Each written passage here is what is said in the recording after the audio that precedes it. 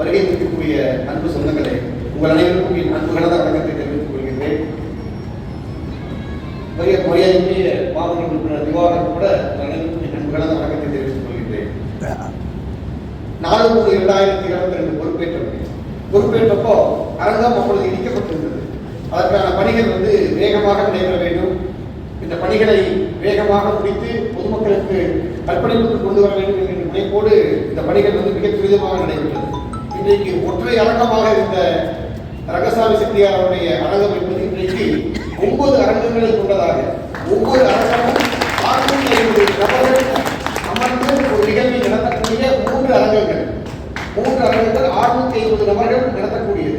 250 நபர்கள் கலந்து கொள்ளக்கூடிய அரங்கமாக 3 அரங்கங்கள், 150 நபர்கள் கலந்து கொள்ளக்கூடிய மொத்தம் 9 அரங்கங்களை உள்ளடக்கி ஏறத்தாழ ஒரு 3000 நபர்கள் கலந்து கொள்ளக்கூடிய, ஒரே சமயத்தில் 3000 நபர்கள் கலந்து கொள்ளக்கூடிய ஒரு நிகழ்ச்சி நடைபெறக்கூடிய மிகப்பெரிய ஒரு அரங்கம்.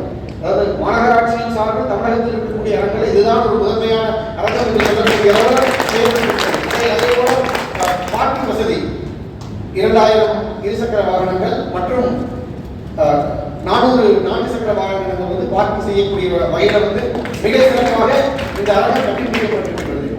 சிந்திச்சு பார்க்கிறோம், கடையேறு வளர்களை நாங்கள் நேரில் பார்த்ததில்லை. வரலாற்று புத்தகங்கள்ல, பள்ளிக்கூடங்கள்ல, இன்னும் தொலைக்காட்சியில் சில தொடர்களில் நம்ம பார்க்கிறோம். இன்றைக்கு திருப்பூர் உலக வரைபடத்தில் டாலர் சிட்டி என்கின்ற ஒரு அங்கீகாரத்தை பெற்றிருக்கிறது. The city that never sleeps, dollar city, வந்தோரை பாதிக்கின்ற ஒரு தொழிலாளருடைய வேடந்தாங்கல். இது எப்படி சாத்தியமாயிற்று?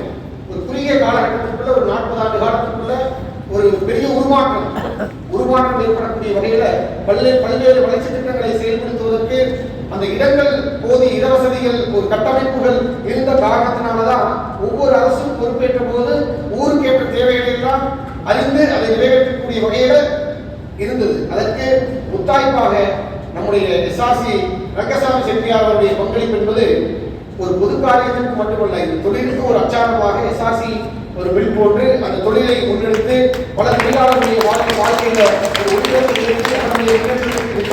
அந்த தொழில் திருப்பூர நிலைத்து நிற்பதற்கான ஒரு காரணமாக இத்தனை சூழல்களை அவங்க சந்திச்சு அந்த தொழிலை நடத்திப்பான்னு என்னால் இன்றைக்கு யூகிக்க முடிகிறது. அப்படியெல்லாம் இருந்தும் கூட இந்த சூழலை, இந்த இடத்தை இன்றைக்கு திருப்பூருடைய அடையாளமாக இந்த இடம் இன்றைக்கு டவுன்கா திருப்பூருடைய ஒரு அடையாளமாக பார்க்கப்பட்டது.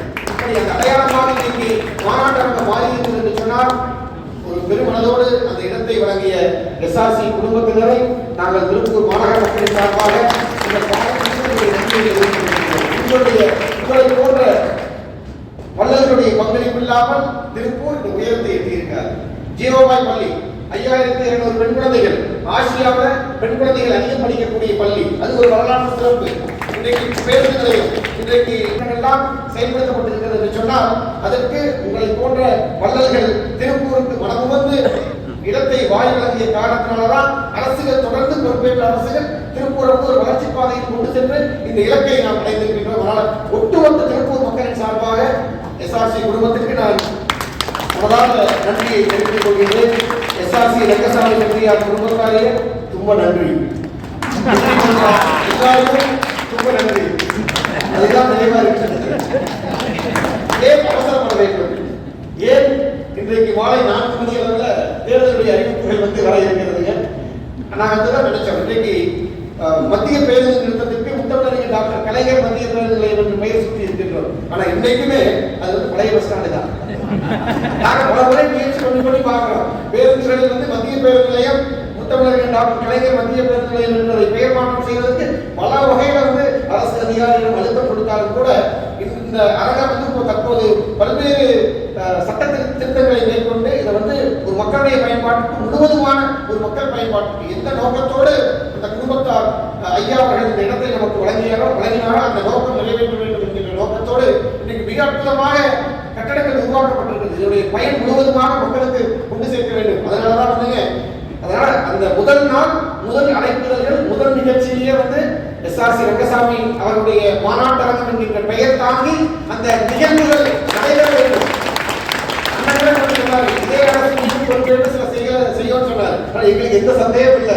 நிச்சயமா நாங்க கடந்த நிதிநிலை அறிக்கையில எங்களுடைய வாக்குறுதிகள் என்பது 11 நபர்களை அடையாளம் கண்டிருக்கின்றோம். 11 நபர்களை அடையாளம் கண்டு அவங்க கனடாவிலிருந்து கூட ஒரு குடும்பத்தாரை வரவழைத்து அவர்கள் அவருடைய பத்திரங்கள் ஆவணங்கள் எல்லாம் முறையாக பெற்று அதற்கு சிலை டாக்டர் வந்து அவர்களுக்கு மார்பளவு சிலை வந்து அந்த பகுதியை வந்து உருவாக்கி இருக்கிறோம். இன்னும் இந்த சிறப்பா தமிழ்நாடு அரசு வந்து ஒரு சட்டத்திருத்தம், தமிழ்நாடு ஒரு அமைதி பூங்காவாக இருக்கக்கூடிய சூழ்நிலையில முதல்ல வந்து ஜாதி சங்க தலைவருடைய பெயரில் வந்து போக்குவரத்து மனைகள், போக்குவரத்து ஜீவா போக்குவரத்து கழகங்கள் போன்று சேலம் போக்குவரத்து கழகம் எல்லாம் வந்து ஒரு சாதி கலவரங்களை உருவாக்கக்கூடிய சூழ்நிலை, மக்கள் மத்தியில் வந்து ஒரு வேறுபாடுகளை உருவாக்கக்கூடிய சூழ்நிலை இருந்ததான் வந்து முத்தமிழர் டாக்டர் கலைஞர் 2006-2011 ஆட்சி காலத்தில் தமிழ்நாடு அரசு போக்குவரத்து கழகம் என்று ஒரு சமநிலையை எட்டுவதற்காக அரசாணையை பிறப்பித்தார்.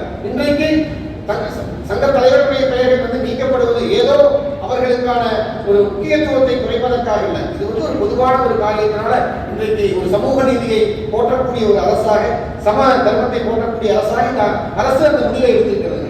எல்லாரும் முன்புதான், சட்டத்தின் முன்பு எல்லோருக்கும் எல்லாம் என்று சொல்லக்கூடிய அரசு. அதனாலதான் வந்து செட்டியார் அப்படிங்கிற அந்த முக்கியமான உங்களுடைய அடையாளம் மறைக்கப்படவில்லை, எங்களுடைய மனதிலே ஆழ பதியத்தை வைக்கப்பட்டிருக்கிறது. நான் இன்னும் ஒரு திரு எஸ்.ஆர்.சி. ரங்கசாமி செட்டியார் ஐயா அவர்களுக்கு ஒரு அற்புதமான ஒரு திருவுருவச் சிலையை, ஒரு சிறிய ஒரு கோயிலை உருவாக்கி அதில் அவருடைய தோற்றம், அவருடைய முறைவு எந்த காலகட்டத்தில் அவருக்கு 11 நபர்களுக்கு தனியாக ஒரு சிலையை நாங்கள் அமைக்க இருக்கின்றோம். இவருக்கு தனியாக ஒரு இடத்தை ஒதுக்கீடு செய்து அவருடைய மைய பகுதியில் ஒரு மத்திய பகுதியில் அமைந்திருக்கக்கூடிய காரணத்தினால அவர்களுக்கு ஒரு அரங்கத்தை உருவாக்கி, ஒரு கோயிலை உருவாக்கி அதுல உங்களுடைய கோரிக்கையை நிறைவேற்றக்கூடிய வகையில் எஸ்.ஆர்.சி. ரங்கசாமி செட்டியார் அவர்கள் பெயருக்கு தோற்றம் மறைந்து அவருடைய வரலாறு, அவருடைய பங்களிப்பை அடுத்த தலைமுறையினர், அடுத்த சந்ததியினர் வந்து போற்றக்கூடிய வகையில் வந்து அதை நாங்கள் உருவாக்கி தர இருக்கின்றோம். டிசம்பர் மாதத்துக்கு முன்பாக நிச்சயமாக அந்த பணிகள் வந்து நிறைவு பெறுகிறது. ஒரு ஆகஸ்ட் மாதத்திலிருந்து முழுவதுமா இந்த பணிகள் வந்து துரிதமாக நடைபெற்றுக் கொண்டிருக்கின்றது. ஸோ அந்த கோயிலை வந்து நீங்க பெரியவர்கள் எல்லாம், சமூகத்தை சார்ந்தவர்கள் எல்லாம் எந்த இடத்தை அடையாளம் கண்டு அந்த இடத்திலே ஒரு கோயில் உருவாக வேண்டும் என்று நினைக்கிறீர்களோ அந்த இடத்துல நாங்கள் நிச்சயமாக அதை உருவாக்கி தருகின்றோம். அதுதான் இது ஏதோ